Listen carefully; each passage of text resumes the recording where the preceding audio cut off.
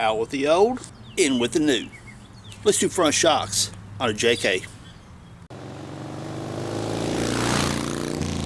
Now keep something in mind, just because we're working on a 2011 Jeep Wrangler JK, oftentimes change the shocks on the front of most any Jeeps, actually any vehicles, the procedure's pretty well the same. So sometimes you'll have the, the posts like that right there. Sometimes you'll have the T-bar up top, or you've got that right there. It just depends on which, top or bottom, whatever. The procedures are normally the same. It's just how does it connect from top to bottom, okay? So use this video right here as a guidance no matter what type of vehicle you got, and you should be able to take care of whatever you need. Cool? Cool. Let's get on with it. Now, getting to the front shock is one thing you really should do to help yourself out. You don't have to take off the front tire, but what you should do, since we're on the passenger side, turn your tire that way. Turn driver. That'll open this up right here. You can get in there and change it out, because right there is what you got to get to. You see, that's a bit easier. I mean, it's not like wide open, but that bolt right there, not hard to get to. And down here, not hard to get to. So I'm going to get my creeper, get this right here broke loose. Get that right there broke loose. And what I like to do is take that bottom bolt out. Again, let the shock extend on down.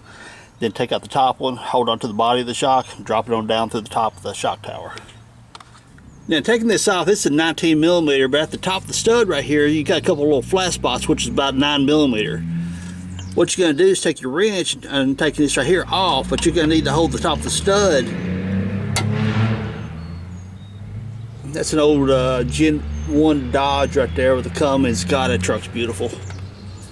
Oh, 12 valve Cummins. I don't know if you guys heard in the background, but that truck just gives me the wheel. Yeah, I love it. Anyway, back to the store. Back to this.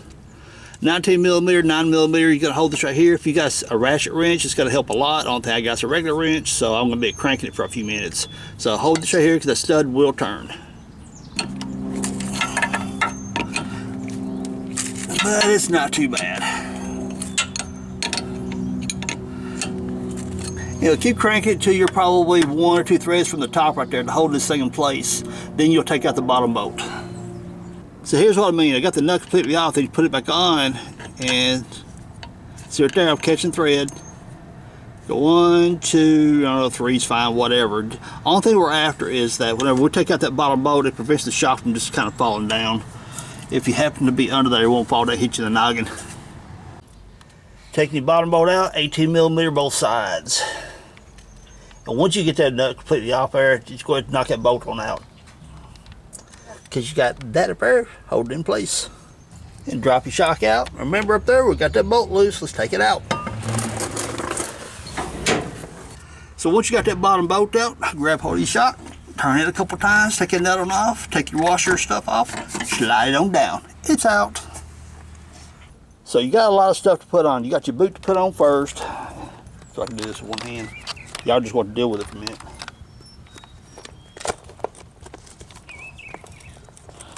Put that on first. Push that down over top of that. Remember, what? If you guys have watched the video for the rear shocks, do not cut that strap yet. Let's see if that thing will cooperate and hang out right there. Of course not, because I got the camera in my hand, it won't. Pull it down over that right there. I'll show you in a minute. People I can only do so much with one hand. So, get down over that right there. Put that on. Pay attention to your bushings. It does matter which way they go. You got the skinny end. See this recess right here? Or this embossment? Small end, big end. Big end fits inside the shock tower and it centers the shock like that right there. So you want the bigger end pointed upward like that. So then we're going to take the shock, put it through the shock tower. Just watch, you'll see. You take your shock, feed it up through the tower. Remember your bushing. See the bigger end? It goes in like that towards the tower. Washer. Put it in place. And you may have to jockey the bushing around a little bit to go beside that pocket to give you enough room to get the nut started. Right there. Turn it loose and you're good. Don't worry about anything at the moment. What we're going to do next probably is cut that strap, but you need to line up that right there, and it's pretty well lined up, because whenever everything drops down, what it should do is drop right down to that pocket right there, and you'll be able to feed the bolt through. So if I'm a cutter, we'll cut it. Hopefully it works. So now I'm going to cut this pocket up here. As the shock extends, it's going to drop down inside this pocket here. So when I cut this strap, it's going to start dropping.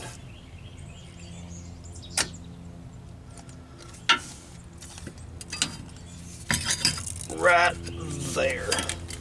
Oh, if I'd left it alone, it'd been perfect. So now what we're going to do is get a screwdriver and shimmy that up a little bit and slide your bolt through. So now what you want to do is go ahead and cut the rest of that right there off, because you don't need it. And now that it's pushing up, it's taking that bushing, pushing it against the shock tower. Don't worry about tightening anything up till you get that bottom bolt in. So I am going to just sort of get it out of my noggin. Go ahead and cut that. That's TJ leaving. You may have to get your screwdriver, get the top of it, wedge it down to where you get your cutters in there to cut it, because the pressure of this washer kind of makes it fit in between that.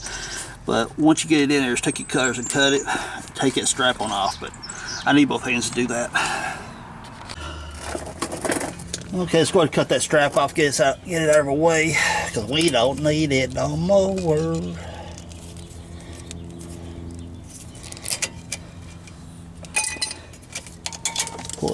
Pull it out of the boot.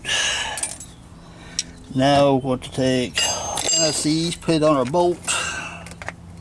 And don't be afraid to give plenty of NICs on there, because it's got to go through that bolt, through the nut, and through the sleeve that's inside the shock. Put your screwdriver under the shock, pick it up, and jimmy it around a little bit. Boom, look at that. Ain't that so easy? Yeah, since you got NICs on it already, put your nut on, go ahead and tighten it up, and you're done with the bottom. Now, one thing I want to point out for a little tip, whenever you take your old shock off, immediately put your bushings and your nut back on there. And there's a reason why. Because then you don't accidentally cross up your bolts, your nuts, like from your old shock to your new shock. Because I have seen that the two thread patterns look so similar, you think, that'll work. And next thing you know, you're cranking the nut down on the new shock and realize, oh crap, that's the wrong one. Then to realize you've boogered the threads up so bad that you can't even put the new nut back on. So yeah, take your old nut as soon as you get the shock off, put it on there so you don't accidentally mix up your hardware. Cool? Cool. So now that we've got that bottom bolt in and the pressure of the shock is pushing upward on it, that's going to stay put. So now what we're going to do is put a dab of little anti-seize on here. It's about to make a mess.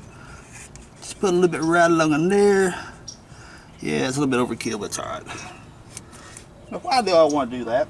Simply because if I ever have to work on this rig again later on down in life, I want it not to be such a pain in the tail. So, oftentimes, these things get all rusted up, crusted up, and those things are a beast to get off, or can be.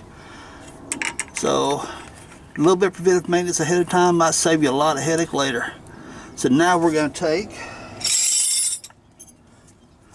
our 9mm here, and that was an 18, and no, that ain't an 18, that was a 19.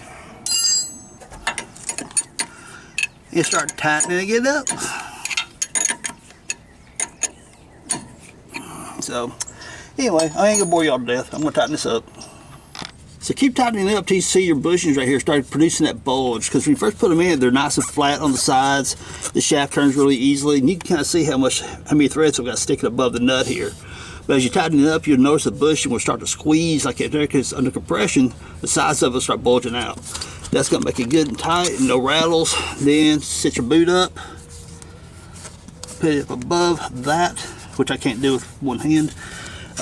These Ranchos come with wire ties, so once you put them in place, I'm going to turn that around, put the little split on the back side so it makes it more pretty, and put your wire ties in place. Now, putting your boot on, inside the boot up here has got a groove. That metal plate will fit inside that. Put your wire tie on here and take that where you cut it, roll it toward the back. For one, it'll keep you from cutting your fingers, and for two, it just looks much better. We are done with the front shocks. Yay! Well, this side. I'm doing the other side, but I'm not videoing that side.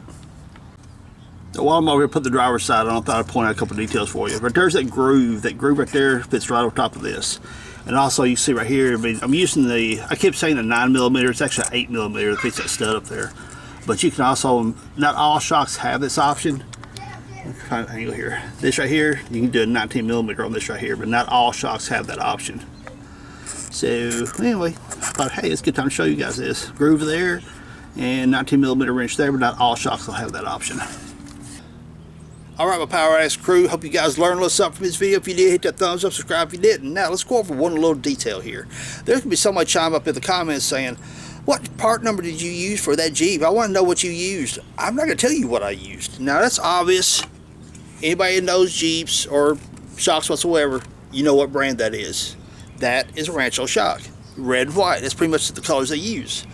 Now, Rancho, the RS series shocks are pretty decent shocks. They're not super expensive, but they're still pretty decent shocks. I know several rigs who have used them. Now, the reason I'm not going to get into the part numbers is that you may have a stock rig, or you may have a 3-inch lift, 4-inch lift, 6-inch lift. That's something you need to know. It's something you need to figure out for yourself, then order accordingly. Because if I sit here and tell you I'm using ABC shock, and you go out and, because Chuck on Power Addicts said I need to use that shock, and you buy it, and it's the wrong one for your rig, then you're going to be looking at me like I did something wrong. Not happening. So, know your build. Do you have a 4-inch lift? Do you have a 6-inch lift? Order accordingly, and you should be good to go. Now, pick your brands, whatever you want. Like I said, I'm using Ranchos on this rig here. If you want super long articulation, you want to step up into the dollars, okay? This rig right here is going to see some trail work, but not heavy trails, and mostly street rigs. So there really isn't the need to spend a big bunch of money on a super long shock for tons of articulation, okay? So know what you know, your purpose, know how your rig's built, and pick your brand, okay? So like I said, everyone, if you enjoyed this video, thumbs up, subscribe if you have. Leave cool comments down below, and peace. Later, y'all.